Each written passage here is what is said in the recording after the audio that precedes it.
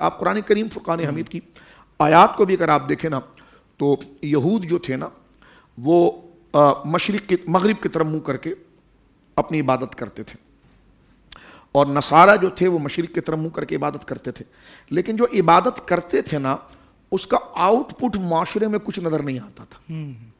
ٹھیک ہے، تو اللہ رب العالمین جل وعلا نے فرمایا کہ یہ کیسی تم حرکت کر رہے ہو کہ اگر تم کسی ذات کی عبادت کر رہے ہو یا اللہ رب العالمین کو رب کہہ رہے ہو اور اس ذات اس رب کریم کی عبادت اگر کر رہے ہو تو اس رب کے وہ حکم جو تمہارے ساتھ معاشرے کے اندر جڑے ہوئے ہیں اس سے تم نے اپنی جان کو کیسے چھڑایا ہوا ہے. تو اللہ رب العالمین نے سخت قسم کی انہیں تنبیہ اور زجر اور جھڑکی پلاتے ہوئے کہا کہ لیس البر ان تولوا وجوہکم قبل المشرق والمغرب، یہ کوئی نیکی نہیں. اللہ نے کہا یہ کوئی بھی نیکی نہیں کہ تم صرف محض اپنا چہرہ مشرق کی طرف کر لو یا مغرب کی طرف کر لو، یہ کوئی نیکی نہیں ہے. فرما وَلَكِنَّ الْبِرَّ، نیکی اگر چاہتے ہو تو نیکی یہ ہے کہ من آمن باللہ، کہ ایمان لایا جائے اللہ پر، والیوم الآخر، اور قیامت کے دن پر، والملائکتی، فرشتوں کے پر، والکتابی، اس کی کتابوں پر، والنبیین، اس کے نبیوں پر، اور اس کے بعد کیا فرمایا وَآتَ الْمَالَ عَلَى حُبِّهِ ذَوِي الْقُرْبَى، اور اپنے مال کو تم اپنے قریبی خونی رشتہ داروں کو جو تمہارا محبوب مال ہے،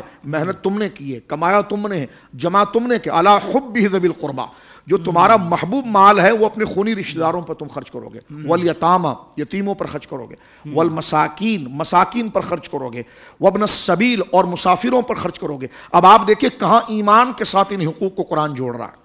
یعنی جہاں پر یہ فرمانا من آمن باللہ والیوم الآخر والملائکۃ، اور فرما والکتاب والنبیین، وہیں فرما وآت المال علی حبہ ذوی القربى. تو یہ حقوق کی پابندی شریعت مطہرہ بیان کرتی ہے. اور بات کو میں اس حوالے سے ختم کر دوں گا کہ اگر آپ پورا اسلام کا نظام دیکھیں گے نا تو پھر یہ حقوق، جیسا آپ نے فرمایا نا لوگ حقوق اللہ کی طرف جاتے ہیں، حقوق العباد سے پیچھے رہتے ہیں، تو دراصل حقوق العباد بھی حقوق اللہ ہی ہیں.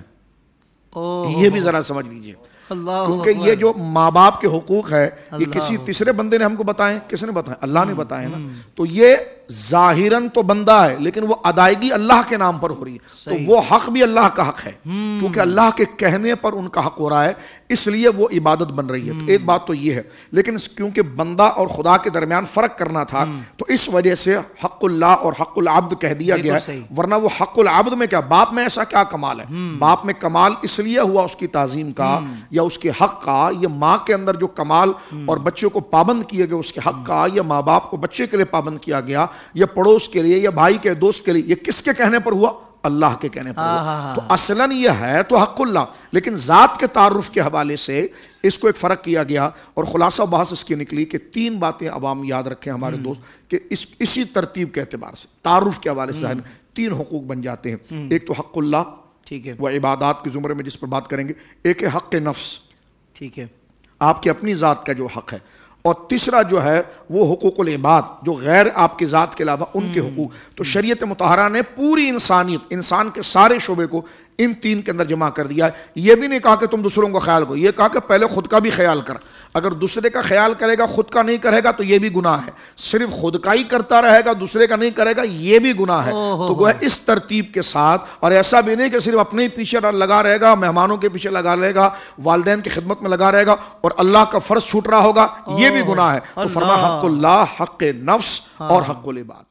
سوشل میڈیا پر اسلام کی صحیح تعلیمات جاننے کے لیے ابھی حافظ سائر قادری کا نیا YouTube channel Islamic digital studio subscribe کر لیں، اور ہاں نوٹیفیکیشن بیل آئیکن کو بھی پریس کر لیں تاکہ ہماری نئی ویڈیوز آپ تک بر وقت پہنچ سکیں.